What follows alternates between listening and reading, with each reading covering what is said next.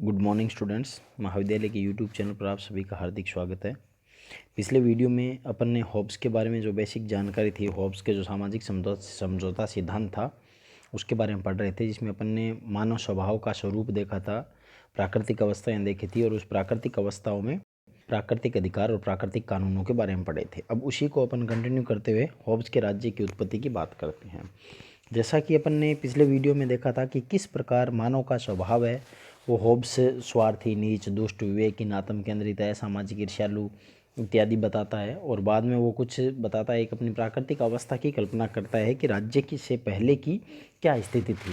वो कहता है भी राज्य से पहले जो मत्स्य न्याय का बोलबाला था और जिसकी लाठी उसकी भैंस का नियम चलता था, सब लोगों को अपनी मृत्यु का डर सताता था, हर एक के पास सिर्फ एक ही अधिकार था केवल, और वो था आत्मरक्षा का अधिकार, यानी व्यक्ति खुद की रक्षा के लिए कुछ भी कर सकता है अन्य व्यक्तियों के साथ। तो इस तरीके का हॉब्स है वो प्राकृतिक अवस्था, जो बहुत ही एक दरिद्र स्थिति थी जिसमें हर किसी को खतरा बना रहता था, ऐसी स्थिति का हॉब्स है वो वर्णन करता है। अब हॉब्स बात करता है फिर राज्य की उत्पत्ति, क्योंकि हॉब्स ये एक चीज़ और मानता है, हॉब्स व्यक्ति बुद्धिवादी भी है, क्योंकि वो कहता है कि आदमी में विवेक हमेशा बना रहता है, भले ही चाहे कैसी भी स्थिति हो। अगर प्राकृतिक अवस्था थी तो भी आदमी में विवेक था, क्योंकि विवेक की स्थिति में ही मनुष्य है वो ऐसे निर्णय लेता है जिसमें उनको लगता है भी हम ऐसी स्थिति में ज़्यादा दिन तक नहीं रह सकते, यानी हमें वैसा ही व्यवहार करना पड़ेगा जैसा हम दूसरों अपने प्रति दूसरों से नहीं चाहते हैं, वैसा व्यवहार हमें दूसरों के प्रति करना होगा। तो चूंकि होब्स जो बुद्धिवादी है, और वो ये मानता है कि जब एक बार जब मनुष्य जान जाता है कि उसकी मृत्यु का भय है वह पाशविक प्रतियोगिता के कारण है, मतलब उसको लग जाता है कि एक दूसरे से जो प्रतियोगिता हो रही है उसी कारण उसको मृत्यु का डर है, तो फिर उसे विवेक का मार्ग दिखता है और बाद में यह वो सिद्धांत मान लेता है एक अपना कि भी तू वैसा ही दूसरों के साथ वैसा व्यवहार ना कर जो तुझे तेरे लिए पसंद नहीं है। तो ये उसका विवेक कहता है। और होब्स यह भी मान के चलता है कि यदि मनुष्य अगर स्वभाव से शांतिपूर्ण होता तो बिना कोई सर्वोच्च शक्ति बिना कोई समझौते के रह लेता, उसे राज्य की आवश्यकता ही नहीं पड़ती। लेकिन मनुष्य है वो स्वभाव से शांतिपूर्ण नहीं है, वह अपनी भावनाओं और संवेगों आदि को नियंत्रण नहीं रख सकता, उसकी स्वार्थिक प्रवृत्तियाँ वो संघर्ष को उद्वेलित करती रहती है।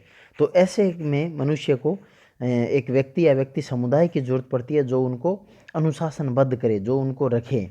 यानी होब्स मानता है कि जो मनुष्य है वो स्वभाव से शांतिपूर्ण नहीं है, अतः उसको नियंत्रण रखने के लिए सर्वोच्च शक्ति होती है जो उसकी सबकी इच्छाओं की प्रतिनिधि है, और उसमें सामर्थ्य है कि वह अपने विवेकपूर्ण आचरण कराएं और ऐसा नहीं करने वाले को दंड दे। यानी होब्स है वो कहता है भी अगर मनुष्य शांतिपूर्ण होता तो इस तरह की स्थिति पैदा नहीं होती, वो शांतिपूर्ण नहीं है।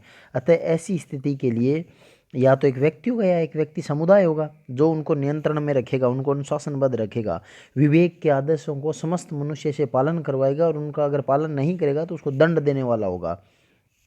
होब्स जो ऐसी स्थिति है वो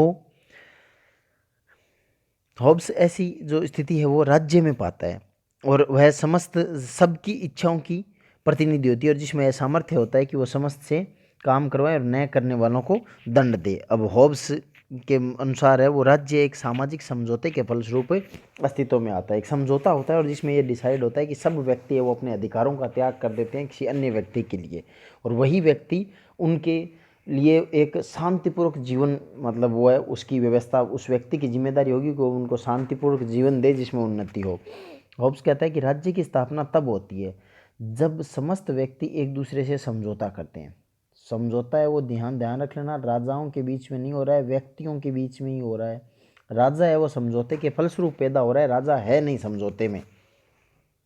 समस्त व्यक्ति है वो एक दूसरे से समझौता करते हैं कि समस्त व्यक्ति उस व्यक्ति या व्यक्ति समूह, दोनों ही चीज़ें हैं, वो एक व्यक्ति भी हो सकता है और व्यक्ति समूह भी हो सकता है। व्यक्ति या व्यक्ति समूह के कार्यों को अपना कार्य समझेगा, जो व्यक्ति है वो या उनके समस्त कार्यों को अपना काम समझेगा जिसे उनके अधिकांश भाग ने अपना प्रतिनिधि चुना है। यानी अपने प्रतिनिधि को वो अपना अधिकतम वो उसके कामों को खुद का काम समझेगा, क्योंकि उसमें ये नहीं है कि उसने उसके पक्ष में वोट दिया या विरोध में है, क्योंकि इस समझौते का जो उद्देश्य है वो मनुष्य को शांतिपूर्ण और दूसरों के विरुद्ध सुरक्षित रखने के लिए है। तो इसलिए उसको ये हर उस व्यक्ति या व्यक्ति समूह जिसको भी उन्होंने चुना है उसके लिए उसको उसका कहा मानना ही पड़ेगा।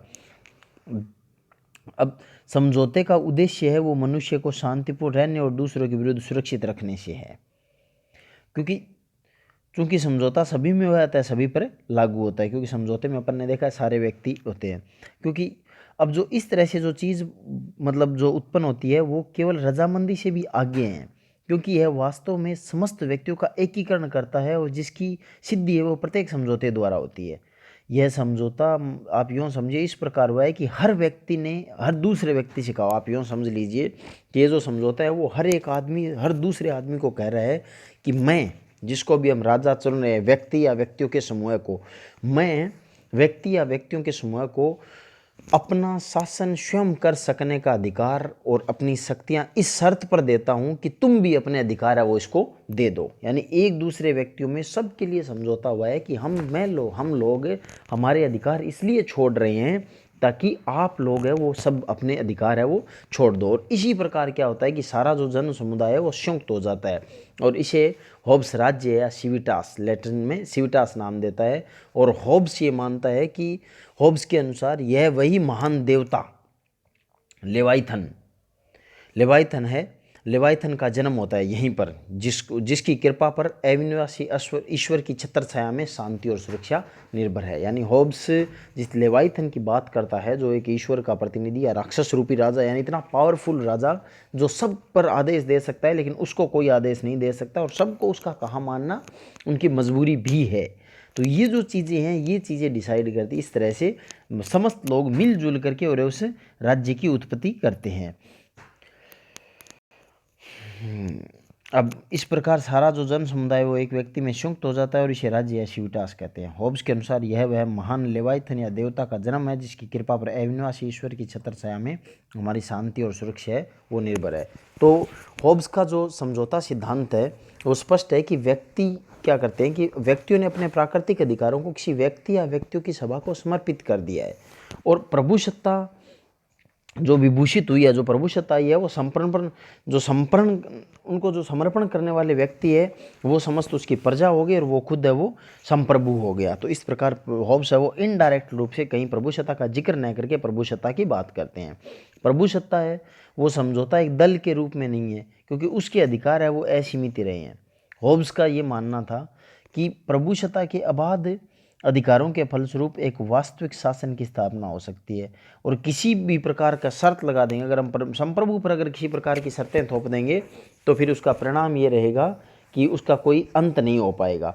अंत इन द सेंस इसलिए नहीं हो पाएगा कि क्योंकि उससे क्या होगा, उससे सबसे बड़ी होगी कि अराजकता फैल जाएगी, हर एक व्यक्ति वो झगड़े ले लेकर के उसके पास जाएगा और वो वापस प्राकृतिक युग आ जाएगा। और होब्स ये नहीं चाहता है कि वो प्राकृतिक अवस्था है, इसलिए वो अपने राजा को इतना ताकतवर बना देता है कि उसके खिलाफ कोई बोल ही नहीं सकता, किसी को उसके खिलाफ बोलने का अधिकार तक नहीं है। अब अपन होब्स के समझौते की विशेषताएं देखते हैं। क्या विशेषता है? पहला, यह समझौता सामाजिक और राजनीतिक दोनों प्रकार का है। समाज में हुआ है इसलिए सामाजिक है क्योंकि मानव है वो व्यक्तिगत प्रवृत्ति का जो त्याग करके और सामाजिक प्रवृत्ति है वो स्वीकार करता है, तो इसलिए, और इसी समझौते के परिणाम स्वरूप राजसत्ता की स्थापना होती है, तो इसलिए ये राजनीतिक है। सामाजिक इसलिए है कि व्यक्ति है वो अपनी एकाग्रता जो व्यवस्था है उसको छोड़ करके समाज के रूप में खुद को स्वीकार करता है और उनकी बदौलत वो राजसत्ता आती है, तो इसलिए यह समझौता है वो राजनीतिक भी है। दूसरा, यह समझौता सामाजिक है, सरकारी नहीं है। ये बात अपन ने पहले भी डिस्कशन कर ली कि लोगों के बीच में हो रहा है, राजा इसमें कहीं अंग नहीं है, राजा समझौता होने के बाद आता है, पहले नहीं है, क्योंकि यह समझौता है वो व्यक्ति और राजा के मध्य नहीं हुआ बल्कि व्यक्ति व्यक्ति इस समझौते का अंग रहे हैं। अब चूंकि संप्रभु स्वयं इस समझौते का हिस्सा नहीं है, अतः प्रभुसत्ता की शक्ति असीमित और अधिकार निरंकुश है। क्योंकि अब ये भी चीज़ है कि समझौते में के किसी भी पक्ष के रूप में सम्मिलित नहीं होने से प्रभुसत्ता है वो प्रभुसत्ता की शक्ति असीमित है और उसके अधिकार है वो निरंकुश है। प्रभुसत्ता किसी शर्त के साथ नहीं सौंपी गई है। संप्रभुता जो प्रभुसत्ताधारी है वो भी ऐसी कोई इकरार नहीं करता है कि वह लोगों की इच्छा के अनुसार अपनी या उनकी कहे अनुसार अपनी शक्ति प्रयोग में करेगा। अगर वह निरंकुश आचरण करता है तो प्रभुसत्ताधारी को दोष नहीं दिया जा सकता। अब क्या है?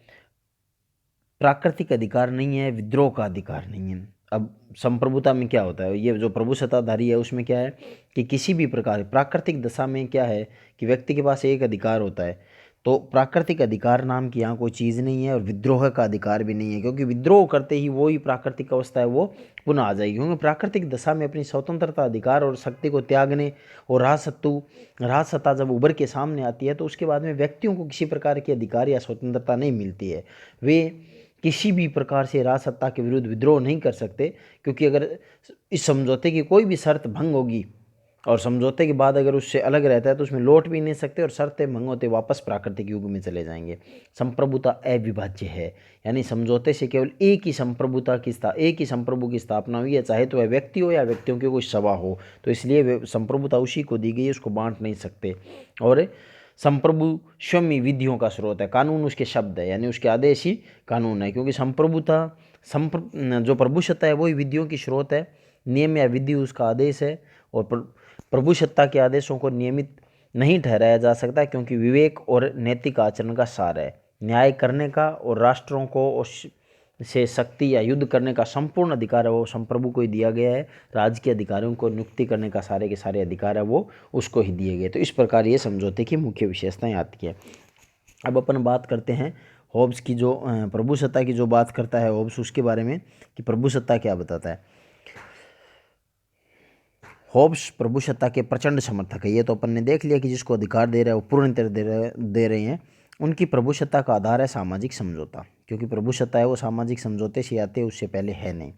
हॉब्स का लेवाइथन या संपूर्ण प्रभुत्व संपन्न शासक, यानी लेवाइथन कौन है, वो ये संपूर्ण प्रभुत्व संपन्न शासक पूर्णतः निरंकुश है, उसका आदेश ही कानून है, प्रत्येक कार्य न्यायपूर्ण है, प्रभुसत्ता निरपेक्ष, अदेय, स्थायी, अविभाज्य है, राज्याज्ञा न्याय सम्मत और कानून सम्मत दोनों है, उनका हस्तक्षेप कार्यों और विचारों दोनों पर है। यानी हॉब्स है वो संप्रभुता जो सौंपता है उस संप्रभुता में कहीं कोई गुंजाइश नहीं रहती, वो कंप्लीट प्रभुसत्ता है वो सौंपता है।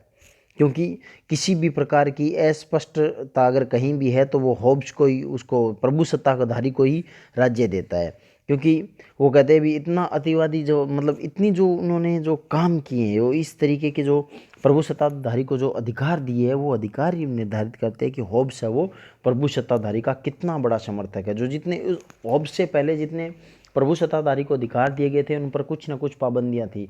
हॉब्स पहले विचारक थे जिन्होंने संपूर्ण प्रभुत्व संपन्न की बात की, किसी भी तरीके का एक दूसरे पर या किसी शासक पर किसी भी तरीके का कोई किसी प्रकार का उसने जो नियंत्रण है वो लगाने की कोशिश नहीं की। इसी के आधार पर इन्होंने गेटेल ने टिप्पणी की है एक कि हॉब्स के अतिरिक्त अन्य ऐसा कोई लेखक नहीं हुआ जिसने प्रभुसत्ता के बारे में इतना अतिवादी दृष्टिकोण अपनाया हो। अतिवादी मतलब कि ऐसा कोई भी राइटर नहीं है, ऐसा कोई भी लेखक नहीं हुआ जिसने इतना मतलब उसको पूरी तरीके से अधिकार दिया। और जो जितनी मतलब इन्होंने ये भी कहते हैं मतलब गेटेल कि बोधा ने जो मतलब बोधा भी प्रभुसत्ता की बात करता है, लेकिन बोधा ने जो जो मर्यादाएं लगाई थी हॉब्स ने वो सारी की सारी हटा दी।